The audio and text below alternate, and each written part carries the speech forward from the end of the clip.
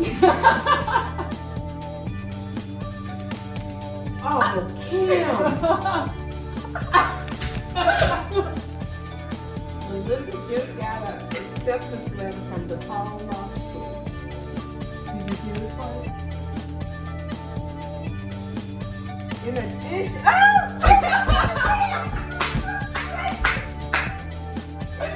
you're a clown. In recognition of your achievements, personal qualities, and potential to contribute to the DePaul community, the College of Law will award you a deep scholarship in a amount of $40,000.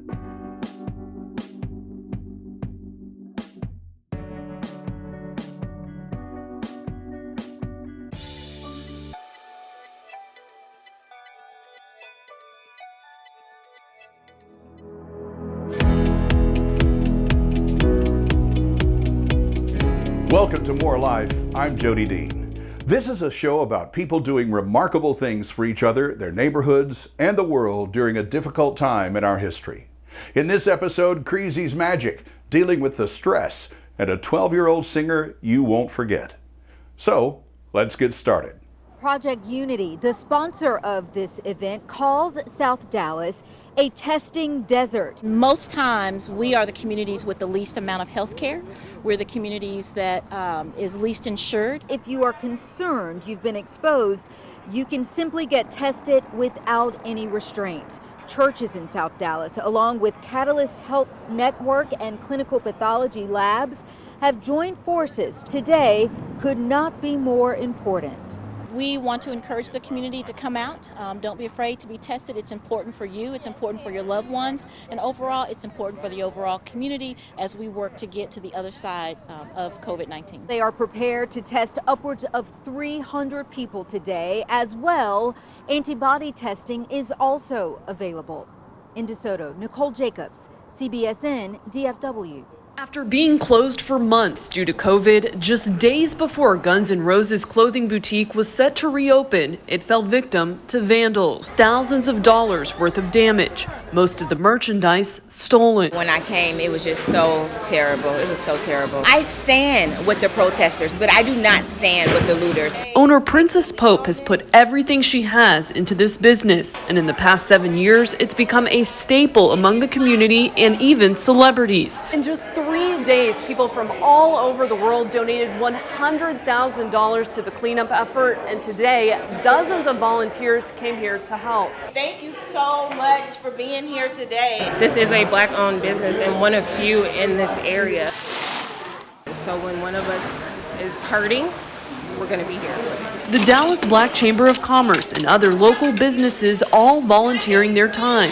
Pope calls this both a blessing and a learning opportunity. I want to show other entrepreneurs how do you overcome and reemerge when these type of things happen. So I try to hold on to the good in every situation. In Dallas, ERIN Jones, CBS 11 News. And remember that incredible video last week from Creezy? Well, grab the kids because he's about to show them how to do a summer project of their own. Hi, my name is Cree, and I'm an 11th grader from New Jersey. On the internet, I'm known as Creezy, and I make trick shot videos. I started making videos 6 years ago when I was in 5th grade. At the time, I watched a ton of YouTube, and I discovered these contraptions called RUBE GOLDBERG machines. Now, if you don't know what a RUBE GOLDBERG machine is, it's kind of like a giant chain reaction made completely out of household items, and it accomplishes a super simple task at the end. A couple days after making my first machine, I also made my first trick shot video, which consisted of me just throwing ping pong balls into cups.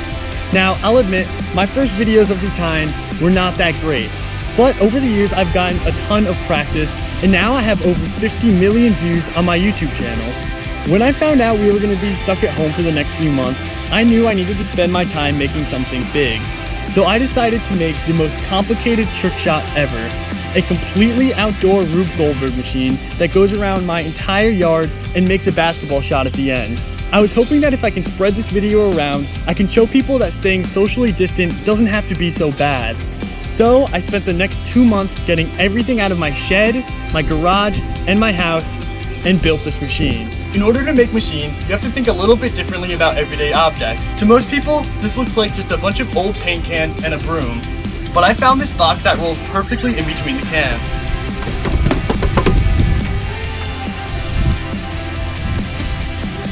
After the first month of working on this machine, the building was completely finished. But it turns out that was only half the work.